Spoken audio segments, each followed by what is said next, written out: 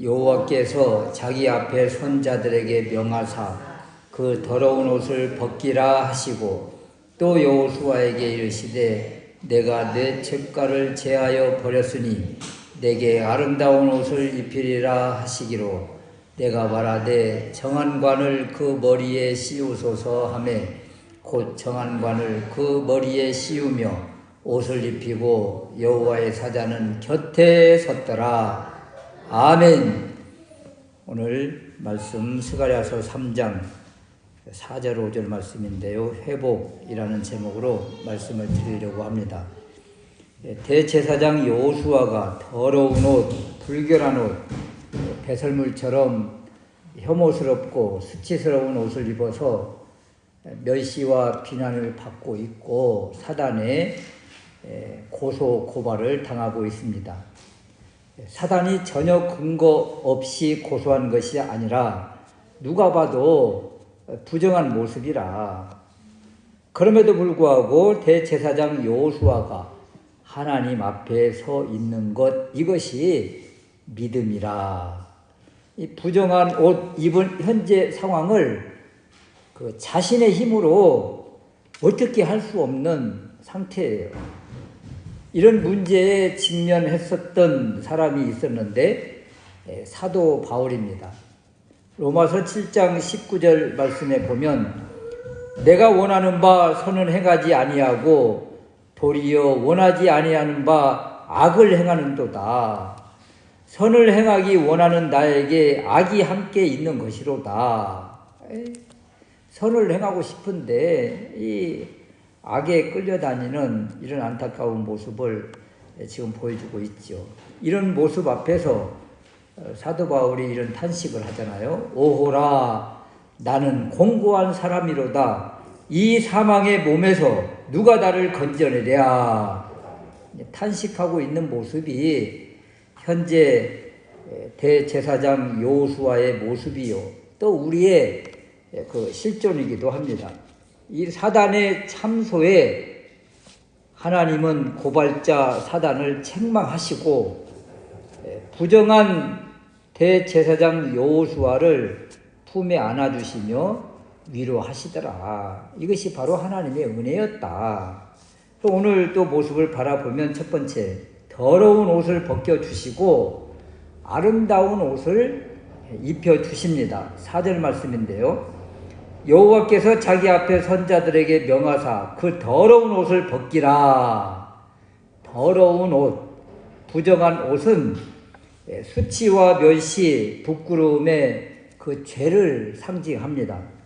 대제사장 여호수아의 모습이지만 이스라엘을 상징하며 그리고 오늘날 우리의 모습이기도 합니다. 이 더러운 옷을 벗긴다, 이 벗다, 제하여 버린다, 꺾어버린다 이런 의미인데요. 이 더러운 옷을 여호수아 스스로 벗지 못합니다. 옷도 자기가 입지 못합니다. 이 모습은 우리의 죄, 부정함 이런 것들 우리 힘으로 우리 능력으로 제거 못한다, 해결 못한다 이런 뜻이에요. 유일한 길, 방법은 오직 하나밖에 없다. 주님밖에 없다. 이런 것이죠. 아름다운 옷. 이 옷도 역시 우리 스스로 내가 못 입습니다. 주님이 입혀주시는 거예요.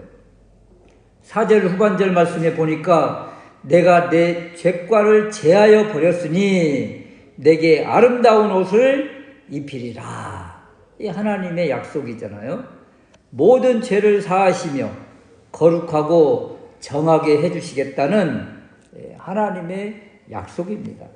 여기에 이 아름다운 옷은 최고의 가치 있는 옷으로 우리를 또 대제사장 여호수아를 최고의 가치로 회복시켜 주시겠다는 그런 의미예요. 이런 놀라운 회복과 은혜를 입으려면 우리는 어떻게 해야 되는가? 무엇을 해야 되는가? 더러운 옷을 벗고 아름다운 옷을 입는 것을 칭의라고 합니다. 의롭다는 것인데 우리가 무슨 행위를 해서 의로워집니까? 이것을 위해서 몸부림쳐 본 사람이 바로 사도 바울 아니에요? 오호라 나는 공고한 자로다.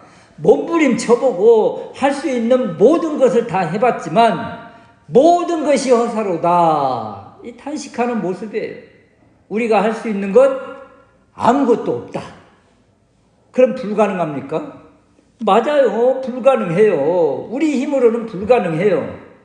다만 길을 하나 주셨는데 그 길, 유일한 방법 하나, 그것이 바로 회개라는 거예요. 통회자복이라는 것입니다. 통회자복, 죄 인정, 죽어 마땅한 더럽고 부정한 자임을 철저하게 인식하고 하나님 앞에 통회자복하면 어떤 일이 일어나는가? 요한일서 1장 9절 말씀, 우리가 너무도 잘 아는 말씀이에요. 만일 우리가 우리 죄를 자백하면 그는 미쁘시고 의로우사 우리 죄를 사하시며 모든 불의에서 깨끗하게 해주신다. 이 약속의 말씀이죠. 또 이사야서 1장 18절 말씀에 보면 너희의 죄가 주홍 같을지라도, 지금 대제사장 여호수아의 더러운 옷 모습이 이런 모습 아니겠어요?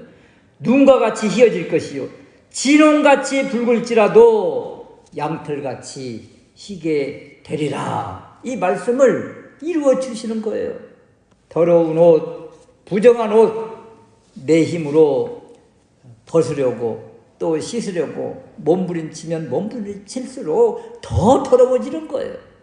주님 앞에서 상한 심령으로 통회자복하는 것, 이 길밖에 없다. 이것을 다시 한번 기억하시기를 바랍니다. 두 번째는요, 정한 관을 머리에 씌워 주십니다. 이 관은 머리에 쓰는 것 두 권으로 제사장이 쓰는 것을 말해요. 그런데 그냥 관이라 하지 않고 정한 관이라, 정결한 관이라, 이런 거예요. 정결한 관을 머리에 씌워 주셔서 대제사장으로서의 그 의관을 완벽하게 갖추어 주는 것입니다. 왕은 왕관을 쓰는 것이고 제사장은 정한 관을 쓰는 거예요.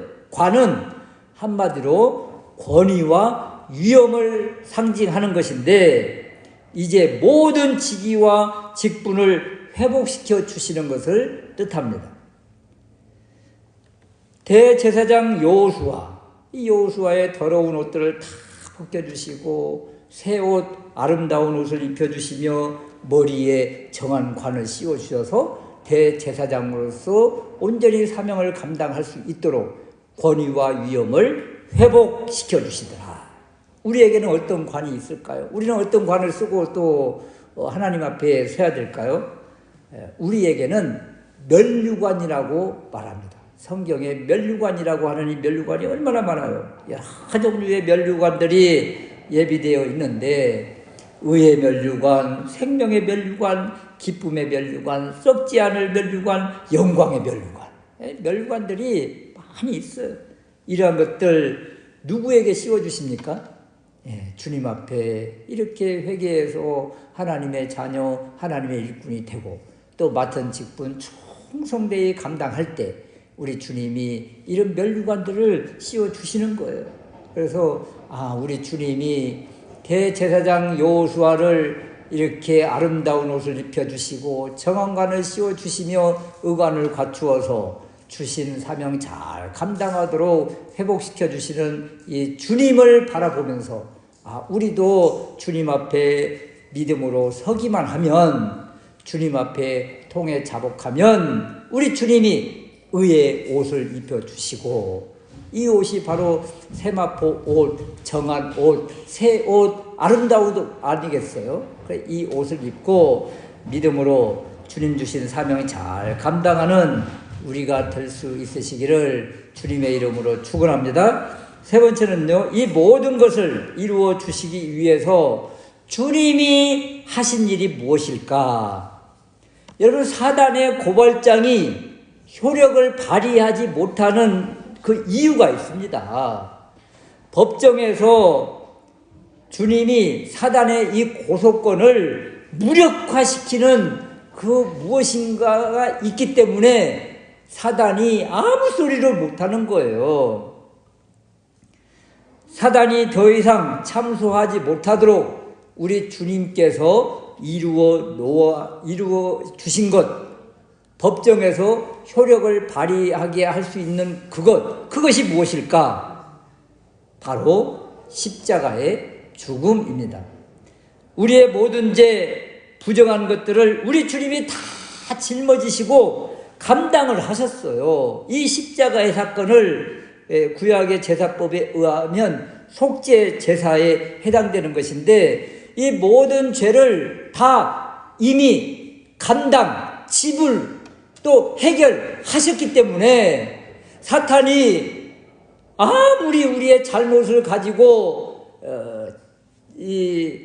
고소할 때, 고발할 때 그 고발이 효력을 발휘하지 못하는 것입니다.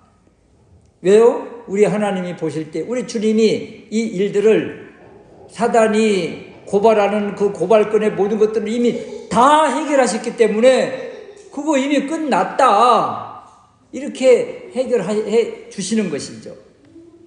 속죄제사에 보면 레위기 4장에 나오는데, 레위기 4장 11절에서 12절 말씀에 이런 말씀이 있습니다. 그 수송아지의 가죽과 그 모든 고기와 그것의 머리와 정강이와 내장과 똥, 곧 그 송아지의 전체를 진영 바깥 재버리는 곳인 정결한 곳으로 가져다가 불로 나무 위에서 사르되, 곧 재버리는 곳에서 불사를 지니라. 여기에 보면 진영 바깥 재버리는 곳에서 태워라.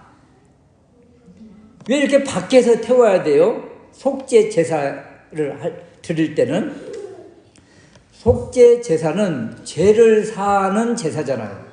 이 죄가 다시는 그 공동체에, 그 예루살렘 안에 이 죄가 확산되지 못하도록, 죄가 오염되지 못하도록 그 밖으로 나가서 완전히 태워 없애는 거예요. 그래서 아무리 부정한 것, 더러운 것일지라도 그것을 그대로 가지고 가서 밖에 가서 다 태움으로 인해서 예루살렘 성 안에는 이 더러움이 다시 확산되지 못하도록 철저하게 막아주시는 것, 이것이 바로 속죄 제사의 모습이에요. 그래서 죄가 아무리 강력하다 해도 이 속죄제 희생의 피가 완벽하게 모든 것들을 다 제거시키는 그런 상징성을 가지고 있는 것입니다.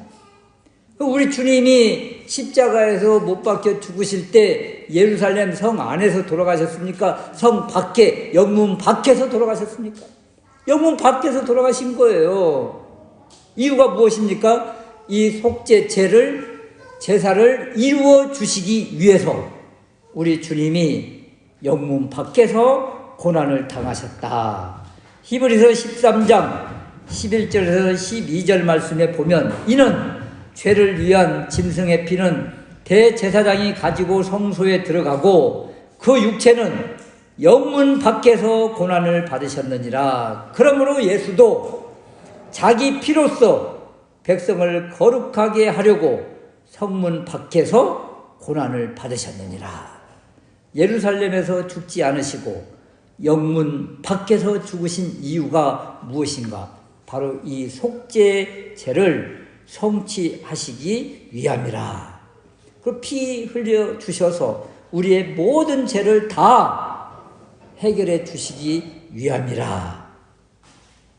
그러므로 죄의 힘이 아무리 강하고 엄청나고 오염되지 않고 믿음으로 우리를 이렇게 정결하게 해주시는 이유가, 우리 주님이 영문 밖에서 속죄제의 그 제사를 다 완벽하게 이루어 주신 그 십자가의 능력이기 때문이라. 이것이 바로 우리 주님이 이루어 주신 것입니다.